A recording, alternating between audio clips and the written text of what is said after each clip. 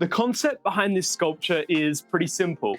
Take a strip of LEDs, stuff them inside an acrylic dome, and power it up. Simple, right? Yeah, not exactly. When you're building something with many repeated processes, like a sculpture with 91 acrylic domes, every tiny, unplanned 60-second task quickly turns into an extra hour and a half. This video isn't just about building an LED sculpture. It's about chasing down and eliminating small inefficiencies, turning chaos into a process, and trying not to burn my fingers while dunking electronics in a crucible of molten lead. This video is sponsored by PCBWay. I started this project after I was gifted a box of 100 frosted acrylic domes from another creative who was downsizing their material inventory. As soon as I had them laid out on the floor of my studio, I knew I wanted to create a hexagonal, light-based artwork. Overconfident, I jumped straight into fabrication. This resulted in my first frame being riddled with mistakes and design oversights. But out of all these errors, let me tell you about just the most dangerous one. I tried to pocket out holes using a full-depth plunge cut. The CNC spindle absolutely exploded the plywood. Having survived my first round with the CNC, I decided to take a step back and focus on validating the lighting design instead. This is the over-engineered LED frame that I want to manufacture for each dome. It fits snugly inside the acrylic dome while maximizing light coverage around it. Each one holds exactly 7 pixels or 21 LEDs and has a small lip along the inner edge to seat the 8mm LED strip. Around the cable, there's also a simple cable guide channel to keep everything nice and tidy. Okay, so I've got one ring made. Now I just need to repeat that 90 more times. And this is where serious inefficiency just needs to be annihilated completely. At this point, I'm not building an art piece, I'm building a process. I started with this unassuming little jig to cut the cables to an exact length while leaving the spool to smoothly unravel. Then, using my favorite wire stripping tool, I started removing the cable ends. Each of the 91 LED strips has 4 copper pads on each end, which means I have 728 solder joints to make. And to make matters worse, because these strips are only 8mm wide instead of the standard 10mm with 3 copper pads, there's almost no room for error. Repeating this 728 times was gonna be brutal. Time to call in reinforcements and break out the crucible. Here I'm prepping the wire with flux and then dunking both ends in molten lead solder. This method was way faster than tinning each wire manually. I'd hoped I could use the same technique on the LED strips too, but the results just weren't great. The solder coverage was too thin, and I was worried about overheating the pixels or dunking too deep and damaging the LED strip. So I pivoted, deciding that a little bit of manual labor wouldn't be too bad, and I stuck segments of the LED strips down using double-sided tape, then tinned each one manually and carefully soldered on the wires, making sure not to bridge any of the pads. Then I chained the segments together into long LED snakes. While all of this had been going on, my 3D printer was chugging away in the background, spitting out a mountain of plastic rings. This assembly process was my absolute favorite part of this build. While the LEDs do have an adhesive backing, I was concerned about them holding up long term, so I reinforced each one with a few drops of CA glue just to be safe.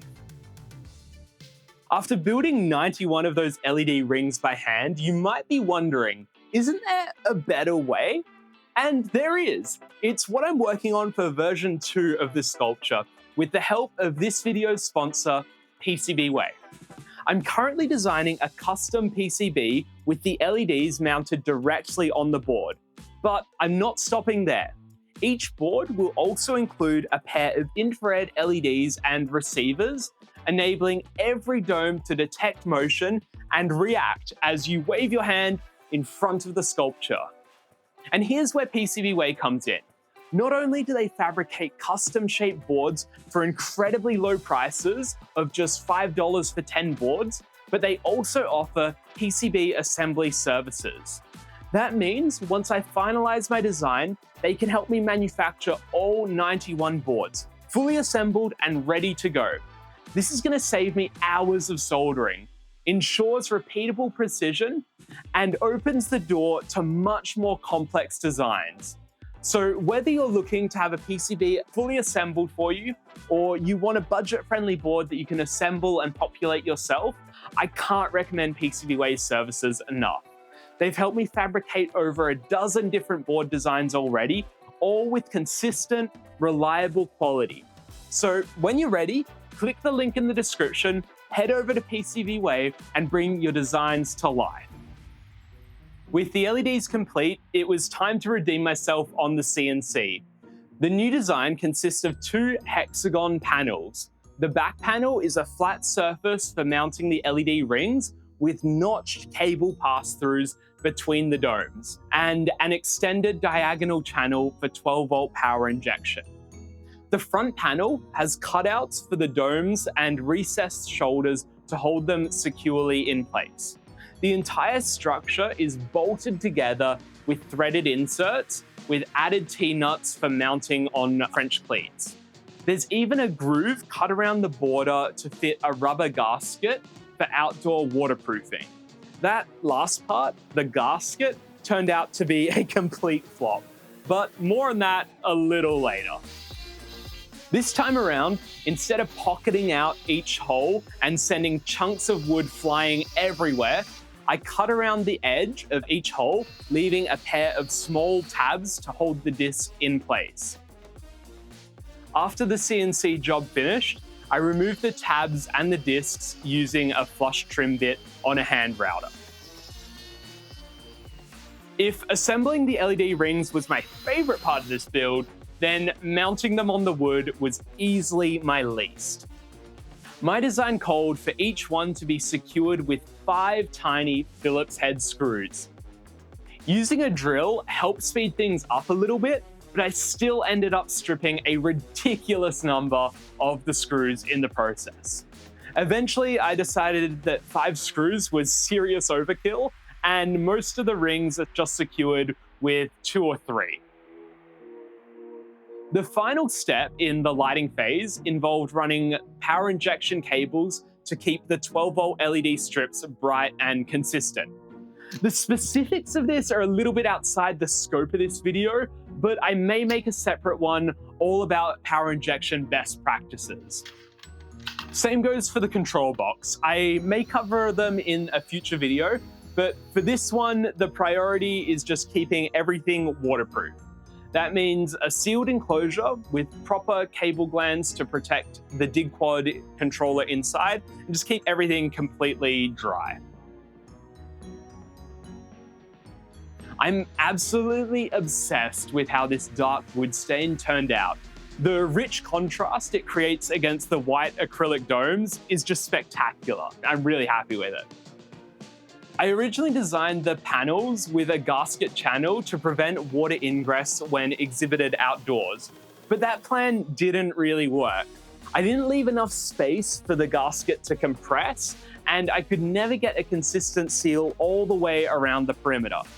So in the end, off camera, I ran a bead of clear silicone around the edge just to prevent any extra water ingress, have an extra water barrier. Dropping each dome in was surprisingly satisfying. I ran a line of silicone around the edge of each one to prevent water intrusion, and once all the domes were seated, they added a huge amount of rigidity to the front panel. But as soon as I bolted the panels together, I spotted one more significant error. Despite being all assembled, I did make a bit of a mistake here by sanding each of these wood pieces individually because they are actually at different heights now. You can see how the copper kind of gets caught there on this side as well. So all these sides are a bit wonky. There's like a 2 millimeter, 3 millimeter lip here and there. And so in order to fix that, I'm going to use a template to trim a little bit off each of the sides, bring it down in square. This error originated in the sanding booth. I didn't film it at the time, but I'd used a belt sander to smooth the edges after the CNC cut. Clearly, I was a little too aggressive.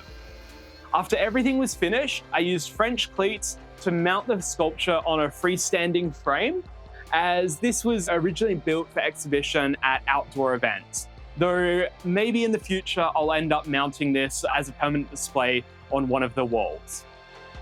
With some pixel mapping and X-Lights, I loaded a few animations to bring the sculpture to life.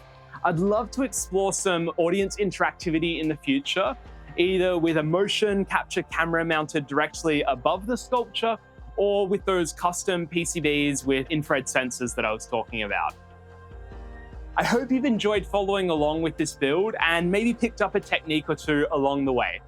I'm planning some more technical LED tutorials in the future, so subscribe if you want to catch those. Check out my other videos, and I'll see you in the next one.